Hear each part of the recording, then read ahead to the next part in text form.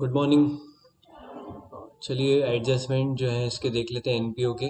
PDF आपको भेजा था मैंने, उसको लिख लीजिए। अभी 8 एडजस्टमेंट है आपको बता रहा हूँ, इसके आगे के जो एडजस्टमेंट है वो बाद में करेंगे। ये जो एडजस्टमेंट है ये ऑलमोस्ट वही है जो फाइनल अकाउंट में थे। फाइनल अकाउंट के एडजस्टमेंट जो हम पार्टनरशिप फाइनल अकाउंट में करते थे, आउटस्टैंडिंग, प्रीपेड, तो वही सारे एडजस्टमेंट है। कुछ कुछ ऐसे एडजस्टमेंट हैं जो सिर्फ एनपीओ के हैं, ठीक है। तो ऐसे मिला के जो है करीबन 12-15 एडजस्टमेंट हैं, जिसमें से आधे से ज़्यादा आपके पुराने वाले ही हैं, प्रीपेड, आउटस्टैंडिंग। ठीक है, तो देखिए पहला एडजस्टमेंट, आउटस्टैंडिंग एक्सपेंस। क्या होता है आउटस्टैंडिंग एक्सपेंस, बताइए। अनपेड एक्सपेंस मतलब हमने सर्विस ले लिए, पैसे नहीं दिए। तो एक तो इसका होगा लाइबिलिटी, पढ़े थे हमने, है ना। भाई हमने सर्विस ले ली, आउटस्टैंडिंग एक्सपेंस। आउटस्टैंडिंग का मतलब होता है बाकी है, ओके। अब ये एक्सपेंस है तो हमको देना बाकी है, मतलब उसके पैसे हमको देने हैं। तो एक तो होगा कि भैया हमारी लाइबिलिटी है, तो देखिए show as liability in the balance sheet, okay. और एक होगा कि भाई हमारा एक्सपेंस बढ़ा, तो आउटस्टैंडिंग एक्सपेंस में हम क्या करते थे, एक्सपेंस में ऐड कर देते थे। जैसे बोला है कि सैलरी आउटस्टैंडिंग है तो सैलरी में ऐड करो और लाइबिलिटी में शो करो, ठीक है। तो क्या लिखा है फर्स्ट, देखिए, add to particular expense in the debit side of inc. भाई एक्सपेंस डेबिट साइड में ही आते हैं ना, तो वहीं तो जाके ऐड करेंगे, ओके। नेक्स्ट इसका अपोजिट है prepaid expense. Prepaid expense, okay. अब ये प्रीपेड एक्सपेंस क्या होता है कि एडवांस में हमने पैसा दिए, सर्विस नहीं लिए बट पैसे दे दिए। अब सर्विस नहीं लियो, पैसे दे दियो, तो यहाँ पे ये आपका हो जाता है राइट टू रिसीव। मतलब सामने वाले से आपको पैसे लेने का या सर्विस लेने का अधिकार है। आपके पैसे, वी कैन से कि आपके पैसे वहाँ जमा है उसके पास, डिपॉजिट है एक टाइप का, ओके। तो ये प्रीपेड एक्सपेंस हमारी असेट होती है, एंड एक्सपेंडिचर में से इसको माइनस करते हैं। देखिए क्या लिखा है, deduct from particular expense. Expense में से इसको माइनस कर लीजिए क्योंकि आपका एक्सपेंस अभी हुआ नहीं है, एंड इसको असेट में शो कीजिए, किस नाम से, प्रीपेड एक्सपेंस के नाम से, ठीक है। नेक्स्ट तीसरा एडजस्टमेंट आपका आउटस्टैंडिंग इनकम। ये वाला एडजस्टमेंट एनपीओ में बार बार आएगा आपको, ठीक है। आउटस्टैंडिंग इनकम क्या होती है कि इसका दूसरा नाम है इनकम रिसीवेबल। इसका मतलब है कि देखो इनकम क्या होती है, जब हम किसी को सर्विस देते हैं और पैसे लेते हैं, हाँ। अब हमने सर्विस तो दे दिया बट पैसे नहीं मिले, तभी तो रिसीवेबल है। भाई क्या लिखा हुआ है, आउटस्टैंडिंग मतलब इनकम लेना बाकी है, लेना बाकी है। रिसीवेबल मतलब सामने वाले से पैसे लेने हैं। अब हम कब बोलेंगे कि हमको सामने वाले से पैसे लेने हैं, जब हमने उसको सर्विस दे दी होगी, है ना। तो हमने उसको service they the, that's why वो हमारी इनकम है एंड हमारी एसेट भी है क्योंकि राइट टू रिसीव है। देखिए पहले इफेक्ट में क्या लिखा हुआ है, add to particular income, income में ऐड कर दो, ठीक है, क्योंकि इनकम बढ़ी ना। और असेट में शो करो, असेट में क्यों, क्योंकि राइट टू रिसीव है, ठीक है।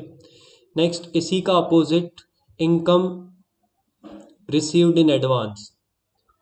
ऐसी इनकम जो पहले ही मिल गई, पहले ही, पहले ही मतलब काम करने के पहले, सर्विस देने के पहले, हाँ। इसका एक एग्जांपल मैं आपको बताता हूँ, प्रैक्टिकल, हाँ। आप उसमें इन्वॉल्व होते हो इसलिए आपको समझेगा वो। मुझे बताइए, आप जो रिचार्ज करवाते हैं मोबाइल में, हाँ, आप रिचार्ज करवाते हैं ना मोबाइल में, तो 3 महीने का होता है, हाँ। 3 महीने का रिचार्ज होता है ना।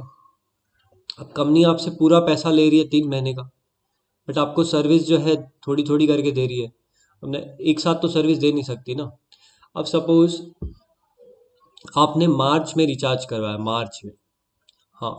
तो कंपनी ने आपसे 3 महीने का पैसा ले ली, तो कंपनी जब अपने अकाउंट्स बनाएगी, तो मार्च में तो बेटा ईयर खत्म होता है, तो कंपनी क्या उन पैसों को पूरा अपना इनकम दिखा देगी, करेक्ट है वो? नहीं। कंपनी ने आपसे मार्च में पैसे लिए तो वो पूरी कंपनी की इनकम नहीं हो जाएगी, क्योंकि वो पैसे 3 महीने के थे, मार्च अप्रैल मई। अभी तो अकाउंट्स आप मार्च तक बना रहे हो, तो 600 रुपये जो कंपनी ने आपसे ली, क्या वो कंपनी की पूरी इनकम हो गई? नहीं। उसमें से सिर्फ 200 ही इनकम हुई। सर कैसे? भाई 600 3 महीने के, तो 1 महीने के कितने हुए? 200। तो 400 रुपये कंपनी के पास जो है वो कंपनी की लाइबिलिटी है, कस्टमर को सर्विस देना बाकी है। ठीक है, समझा? तो हमको सर्विस देना है, हमने पैसे तो ले लिए but that is not our income ना। सर्विस देने का ऑब्लिगेशन है हमारे ऊपर। तो इसीलिए इसको ना हम इनकम में से माइनस कर देते हैं। देखिए क्या लिखा हुआ है, deduct from particular income, income में से काटो, माइनस करो, एंड कहाँ शो करूँ? लाइबिलिटी में। ठीक है। अब सर ये तो आपने रिचार्ज वाले कंपनी का बताया, कोई एनपीओ का एग्जांपल बताओ। भाई सपोज कोई धर्मशाला है, हाँ ये ट्रस्ट है, धर्मशाला है, सपोज एनपीओ रहते हैं धर्मशाला वाले। हाँ, अब सपोज मानव गया वहाँ पे धर्मशाला में और पैसे दे के आया कि मेरी शादी है अगले साल, ये पैसे रखो आप, और ये डेट को मैं आऊँगा शादी करने। ठीक है, तो उसने पैसे तो दे दिया, हाँ, सर्विस ले लिया क्या? नहीं। सर्विस कब लेगा? अगले साल। अभी एडवांस में दिया है कि भैया बुक करो, किसी और को मत दे देना, ये डेट को मेरी शादी है, मैं आऊँगा तो मुझे देना आप अपनी प्रीमाइसेस यूज़ करने के लिए। ठीक है। अब वो जो धर्मशाला वाले उन्होंने पैसे ले लिए, तो क्या वो पैसा उनकी इनकम हो जाएगी? नहीं। कब इनकम होगी? जब वो शादी करके चला जाएगा, जब हम मतलब उसको सर्विस दे देंगे। ठीक है। तो अकाउंट्स में बेटा थोड़ा डिफरेंटली हम सोचते हैं कि आप उसको इनकम मत मानो, और सही भी तो नहीं है ना, हमने सर्विस दिए ही नहीं है तो इनकम कैसे मान लें? ठीक है, तो इनकम नहीं मान रहे इसलिए इनकम में से काटो उसको, that is not correct, income मानना सही नहीं है, तो इनकम में से माइनस करो एंड लाइबिलिटी में शो करो। ओके, नेक्स्ट, डेप्रीशिएशन, चिल्लर एडजस्टमेंट। क्या कर दे रहे भाई, ये तो सबको आता है। असेट में से क्या करेंगे? माइनस, और असेट में से माइनस और एक्सपेंडिचर में आएगा। और तो यहाँ पे पी एंड एल नहीं है ना, income and expenditure account, income expenditure के डेबिट साइड में आएगा। ओके, देखिए एक्सपेंस शो करो, और और क्या करो? असेट में से काटो। Okay, next. हाँ, ये अब एडजस्टमेंट है नया। हाँ, देखो सब्सक्रिप्शन आउटस्टैंडिंग बोला है। हमने पढ़े थे सब्सक्रिप्शन, ये जो एनपीओ वाले होते हैं, ये लोग कोई धंधा तो करते नहीं है, तो ये लोग पैसे कहाँ से लाएंगे भाई? तो आपको बताया था मैंने, डोनेशन मिलता है, मेंबर से लेते हैं। तो मेंबर से जो लेते हैं हर साल पैसा, उसको कहते हैं सब्सक्रिप्शन। सब्सक्रिप्शन, ओके, किससे लेते हैं? मेंबर से। तो जितने भी मेंबर है सबसे लेंगे क्या, कि थोड़े बहुत मेंबर से लेंगे? नहीं सर, सबसे लेंगे, सबसे इक्वल अमाउंट लेंगे ना। ओके, भाई आप मेंबर हो, आप उस आप उस एनपीओ के मेंबर हो, हाँ, तो ये अपने आप में एक आपके लिए प्रेस्टीज की बात हो गई ना भाई, कि आप सोशल वर्क कर रहे हो, तो आपको पैसे तो देने पड़ेंगे ना। ठीक है, तो उन लोगों से हम मेंबरशिप फीस भी कह सकते हो आप इसको, उन लोगों से हम सब्सक्रिप्शन लेते हैं हर साल, हम उनको सर्विस देते हैं। अब कोई मेंबर है जिसने पैसे नहीं दिया, तो क्या उसको भगा देंगे? उसकी मेंबरशिप कैंसिल कर देंगे क्या? नहीं। भाई पैसे नहीं दिया तो देगा ना, अगले साल देगा। ठीक है, अगले साल नहीं है तो उसके अगले साल देगा, भगाते काय को? हाँ, अगर मेंबर को अगर निकाल देंगे अपन, तो ऐसे तो मेंबर कम होते जाएंगे ना एनपीओ के, तो ठीक है भाई चलने दो, अगले साल दे देगा, मेंबर ही है ना अपना। तो अकाउंट्स में क्या करना भाई, सपोज किसी मेंबर ने पैसे नहीं दिया, तो भाई आप ये सोचो कि आपने तो उसको सर्विस दे दी है ना, आपने तो सारे मेंबर्स को सर्विस दी है ना। अब जैसे जैसे हमारी कॉलोनी है तो यहाँ पे भी एक एनपीओ है। हाँ, वो एनपीओ क्या करता है भाई, कॉलोनी वालों को सर्विस देता है। अब सर्विस कैसी भाई, जैसे कोई कुछ इवेंट ऑर्गेनाइज कर रहे हैं, ठीक है, सिक्योरिटी का, ये कैमरे वगैरह लगाना, हाँ, तो इन सब के लिए सबसे पैसे लेते हैं। ओके, तो ये क्या हो जाएगा, जितने भी मेंबर हैं सबसे पैसे लिए जाएंगे। हाँ, अब सपोज किसी मेंबर ने पैसे नहीं दिया तो भाई पैसे डूबे नहीं हैं। हाँ, पैसे डूबे नहीं, अगले साल देगा। हाँ, कहाँ जाएगा, देगा ना अगले साल। अब नहीं दिया तो अब क्या करें, उसको इनकम दिखाएं क्या? हाँ, इनकम तो दिखा दो, क्योंकि आपने सर्विस दे चुके हो, आपने सर्विस दे चुके हो, इसीलिए उसको क्या करो, इनकम दिखा दो। साथ में असेट भी दिखाओ, राइट टू रिसीव, हमको पैसे लेने का अधिकार है उससे, ठीक है। तो उसको कहा जाता है सब्सक्रिप्शन। अब एग्जाम्पल लेते हैं, एग्जाम्पल से आपको समझा। सपोज हमारे कॉलोनी में 100 घर है, हाँ, 100 हाउसेज है, और एक एक घर से हम 5000 रुपीज लेते हैं, तो 100 × 5000, हाँ, खोलो कैलसी खोलो, करो, 5 लाख रुपए आता है ना।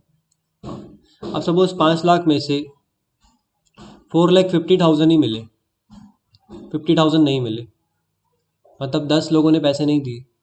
तो जो 10 लोगों ने पैसे नहीं दिए उसको क्या दिखाएं, राइट टू रिसीव। क्या दिखाएंगे, राइट टू रिसीव।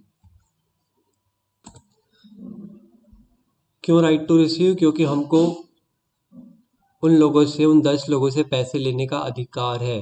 ओके, और हम इनकम में भी उसको ऐड कर देंगे। अब आप बोलोगे इनकम में क्यों ऐड करें, पैसे तो नहीं मिले, सर्विस तो दे दिए हो ना। क्रेडिट ट्रांजेक्शन नाम की कोई चीज़ होती है कि नहीं? क्रेडिट ट्रांजेक्शन मतलब क्या, कि सर्विस दे दो, पैसे बाद में लेना, ठीक है। क्या लिखा हुआ है, ऐड टू सब्सक्रिप्शन, ठीक है। इसके इफेक्ट्स आप यहाँ पे लिख लेना, I+A+, इनकम भी बढ़ी और एसेट भी बढ़ी। ओके, नेक्स्ट देखिए क्या लिखा हुआ है, show as asset in the balance sheet. Asset किस नाम से शो करेंगे भाई, आउटस्टैंडिंग सब्सक्रिप्शन। ओके, ये नाम से हम असेट शो करेंगे। Next, subscription received in advance, अब ये उसका अपोजिट है, मतलब हमको सब्सक्रिप्शन जो है मिला बट एडवांस में मिल गया। एडवांस में मतलब ये सामने वाले ने पैसे जो दिया वो करेंट ईयर के तो दिया, बट नेक्स्ट ईयर के भी दे दिया, तभी तो एडवांस कहलाएगा ना भाई। अगर इसी साल के देगा तो क्या वो एडवांस होगा? नहीं, बिल्कुल नहीं। भाई कोई बोलेगा कि ये लो इस साल के पैसे एडवांस है मेरे, अभी काय के एडवांस है, इसी साल के तो दे रहा है। एडवांस मतलब अगले साल के दिया, नेक्स्ट ईयर के। ओके, अब नेक्स्ट ईयर के दिया तो लेंगे कि नहीं, पहली बात तो ये बताओ। ले लेंगे भाई, ले लेंगे, ले लो, बट क्या उसको इनकम मानेंगे? नहीं, उसको इनकम नहीं मानेंगे। कैसे मानेंगे, सर्विस देना बाकी है, तो क्या होगा, वो लाइबिलिटी होगी। देखो, शो एज लाइबिलिटी, एडवांस में मिला है ना, इनकम रिसीव्ड इन एडवांस है ये। हाँ, और क्या करेंगे भाई, लाइबिलिटी तो शो करेंगे कि सर्विस देना बाकी है, और क्या करेंगे, इनकम में से माइनस कर देंगे, माइनस, क्योंकि वो इनकम अभी हमारी हुई नहीं है, नहीं हुई है वो इनकम, ठीक है। तो इनकम में से माइनस कर देंगे और लाइबिलिटी में शो करेंगे। नेक्स्ट, अब ये लास्ट एडजस्टमेंट कैपिटलाइजेशन, इसके बाद भी और है ना, इसके बाद और एडजस्टमेंट हैं, बट ये ऑलमोस्ट हो चुके हैं आपके।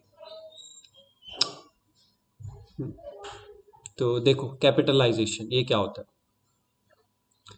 बेटा, कुछ इनकम होती है हमारी जो सिर्फ उस पर्टिकुलर ईयर की नहीं होती है। हाँ, इसको ध्यान से सुनना, ये नया एडजस्टमेंट है, इसको पहले आपको फाइनल अकाउंट में नहीं था ये। हाँ, और ये एडजस्टमेंट एनपीओ में आता ही है। वेरी सिंपल, सुनो क्या है। कुछ कुछ इनकम एनपीओ में ऐसी होती है जो रेगुलर नहीं आती, मतलब पर्टिकुलर उसी साल की नहीं होती। सर उसी साल की नहीं होती मतलब ऐसी इनकम को कहा जाता है नॉन रिकरिंग। रिकरिंग का मतलब क्या होता है? एग्जाम्पल सुनिए इसका। जैसे हमको लाइफ मेंबरशिप फीस मिली। Life membership fees, okay. क्या होती है लाइफ मेंबरशिप फीस? जब कोई मेंबर बोलता है कि मेरे से एक साथ पैसे ले लो, ये सब्सक्रिप्शन हर साल मत लेना मेरे से, एक साथ पूरे पैसे ले लो, तो उसको कहते हैं लाइफ मेंबरशिप फीस। ठीक है, तो अब ये लाइफ मेंबरशिप फीस, मुझे बताओ, ये जो लाइफ मेंबरशिप फीस है ये क्या हर साल मिलेगी आपको? नहीं। हाँ, क्या ये सिर्फ उसी साल की इनकम है? हाँ, क्या ये सिर्फ उसी ईयर की इनकम है? नहीं, क्योंकि उसने फ्यूचर के पैसे भी अभी दे दिया। ठीक है, एक और एग्जांपल, लेगेसी। लेगेसी आपको बताया था, जब कोई मरता है तो हमको दान दे के जाता है। ठीक है, एनपीओ वालों को अपनी विल में लिख के जाता है। तो क्या वो लेगेसी बार बार मिलेगी, हर साल मिलेगी? नहीं, मुश्किल है। आगे मिले भी नहीं मिले पता नहीं, भाई कोई मेंबर की डेथ होगी नहीं होगी, कोई देख के जाएगा नहीं देख के जाएगा, क्या पता है। ठीक है, तो वो रेगुलर इनकम है क्या? नहीं। ठीक है, और एक तो देखो रेगुलर इनकम नहीं है वो, बार बार नहीं मिलने वाली। दूसरा ये कि वो उस पर्टिकुलर ईयर की नहीं है। ठीक है, तो अब यहाँ पे उस इनकम को हम कैपिटलाइज कर देते हैं। कैपिटलाइज मतलब क्या होता है कि आप उसको इनकम में से हटा दो, इनकम में मत दिखाओ, डायरेक्टली उसको कैपिटल फंड में ऐड करो।